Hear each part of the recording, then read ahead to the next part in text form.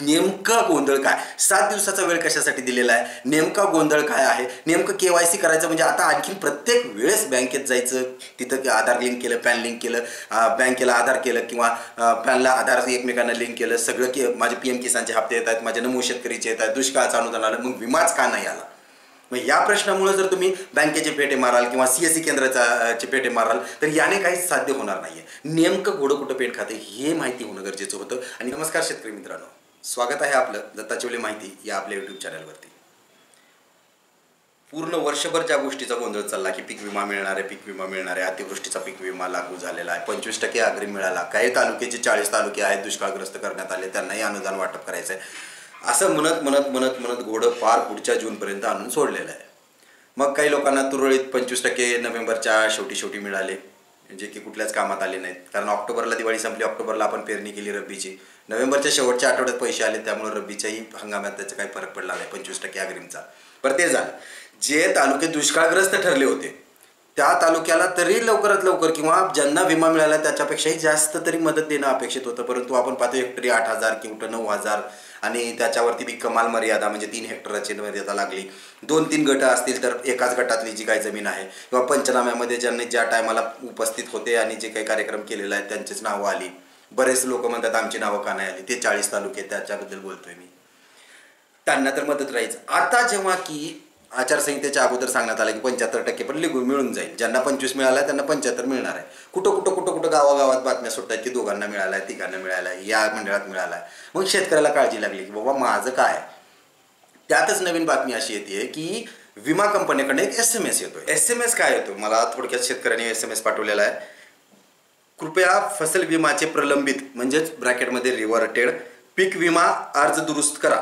7 दिवसानंतर प्रलंबित अर्ज विमा कंपनीद्वारे नाकारले जातील. Contact CSC VLE. Contact CSC VLE म्हणजे 7 दिवसाची तुम्हाला मुदत दिलेली आहे. 7 दिवसाच्या आत जे काही वापस आलेले रिव्हर्टमध्ये आलेले फॉर्म्स आहेत ते तुम्ही सबमिट करा, अन्यथा तुमचा फॉर्म नाबाद म्हणजे ठरला जाईल. बरं मला सांगा, विमा कागदपत्रावरती तरी नक्कीच झाला नव्हता. 25% जो विमा द्यायचा होता निसर्गाने संकट पाडली होती. अहवाल तलाट्याचे गेले होते की 50% पेक्षा जास्त नुकसान झालेलं आहे किंवा 20 दिवसाचा कालखंड आहे, त्यामुळे जे काही अग्रिमचा लागू झाला होता तर मग 50-74% द्यायला अडचण काय. ती झाली एक बाब. दुसरी बाब, आता ज्या वेळेस तुम्हाला विमा देण्याची वेळ येते, सरकारने 2-3 महिन्यापूर्वीच त्यांचं जे काही प्रीमियम होतं 20% भरायचं केंद्राचं आणि राज्याचं मिळून ते विमा कंपन्यांना कधीच अदा केलेलं आहे. मग आता विमा कंपन्या मेसेज का पाठवत आहेत की बाबा तुमचं पात्र नाही आहे, तुमचे कागदपत्रात त्रुटी आहे. म्हणजे वर्षभर काय केलं?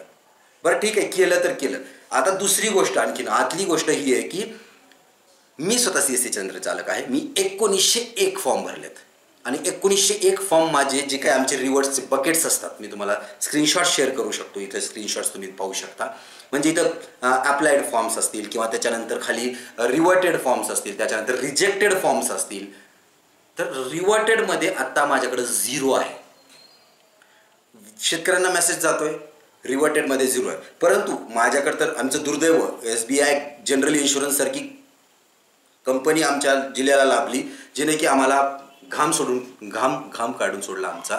आम्ही धरणे दिले, कलेक्टरला निवेदनं दिली, मुंबईपर्यंत गेलो, परंतु कसलाच फायदा झालेला नाही. पीक विमाचं जे कमिशन होतं ते आम्हाला जानेवारी ते फेब्रुवारीमध्ये जमा झालेलं आहे. आणि मनस्ताप असा होता की ऑक्टोबरमध्ये दिवाळीमध्ये आम्हाला सगळेच फॉर्म रिव्हर्ट करण्यात आले, म्हणजे 100% फॉर्म्स आमचे वापस पाठवण्यात आले. काय तर कारण होतं की पीक पेरा जोडलेला नाही.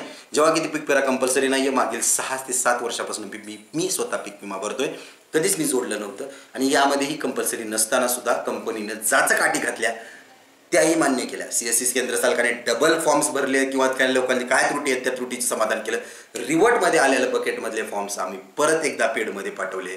त्यानंतर 2-3 महिन्यानंतर ते सगळे पेडचे फॉर्म्स अप्रूव्डमध्ये गेलेत. मग अप्रूव्डमध्ये जर एकदा फॉर्म जात असेल, म्हणजे 1901 फॉर्म जर मी भरले आहेत, 1923 फॉर्म जवळपास भरले होते, त्यातले 10-15 रिजेक्टमध्ये झालेले आहेत, तर ते शेतकऱ्यांना आपण कळवलेलं आहे. त्यांचा तो वैयक्तिक विषय आहे, सामायिकचा विषय असेल, वारसाचाही विषय असेल. पण 1901 जर अप्रूव्डमध्ये जातात 3 महिन्यापूर्वी, 4 महिन्यापूर्वी, मागच्या वर्षीच नोव्हेंबर-डिसेंबरमध्ये, मग आता परत ते रिव्हर्टमध्ये काय येत आहेत? म्हणजे 25% जर तुम्ही लागू केला त्याला पुन्हा कागद त्यावेळेस मान्य झाला, आता का मान्य झाला?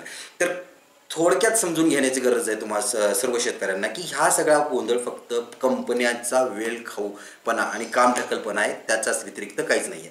सरकारला दोष देण्यात परिणाम नाही. सरकार आता बिझी आहे इलेक्शनच्या रिझल्टमध्ये, त्याच्यानंतर आणखीन कुठल्या गोष्टीमध्ये. त्यामुळे कंपन्यांना जाब मागायला कोणीच नाही आहे. मग ह्या ज्या काही नवीन कंपन्या लागू झालेल्या आहेत, मग आपण अशा निष्कर्षवर येऊ शकतो का की हलकटपणा जो काही चाललेला आहे तो कंपन्यांचाच चाललेला आहे. कारण इतका मनस्ताप, मी स्वतः त्यामधनं भरडून निघालो, माझ्यासारखे VLEs त्यामधनं भरडून निघालेत. इतका मनस्ताप जर आम्हाला जे कोणी त्यांचे पार्टनर्स म्हणू इच्छितो त्यांना झाला असेल तर लाभार्थ्यांना तर नक्कीच मनस्ताप होणार आहे. आशा करू यावरती लवकरात लवकर सोल्युशन निघेल. मला तुम्हाला सतर्क करायचं होतं की नेमका गोंधळ काय, 7 दिवसाचा वेळ कशासाठी दिलेला आहे, नेमका गोंधळ काय आहे, नेमकं KYC करायचं म्हणजे आता आणखीन प्रत्येक वेळेस बँकेत जायचं, तिथं आधार लिंक केलं, पॅन लिंक केलं, बँकेला आधार केलं किंवा पॅनला आधार एकमेकांना लिंक केलं, सगळं माझे PM किसानचे हप्ते येत आहेत, माझे नमो शेतकरीचे येत आहेत, दुष्काळाचं अनुदान आलं, मग विमाच का नाही आला. मग या प्रश्नामुळे जर तुम्ही बँकेचे पेटे माराल किंवा CSC केंद्राचे पेटे माराल तर याने काहीच साध्य होणार नाही आहे. नेमकं घोडं कुठं पेट खाते हे माहिती होणं गरजेचं होतं आणि तेच मी या व्हिडिओच्या माध्यमातून सांगण्याचा प्रयत्न केला आहे. आशा करतो ही माहिती तुमच्यापर्यंत उपयुक्त ठरेल आणि वेळेत पोहोचेल. अधिक माहितीसाठी चॅनलला सबस्क्राईब करायला विसरू नका. धन्यवाद.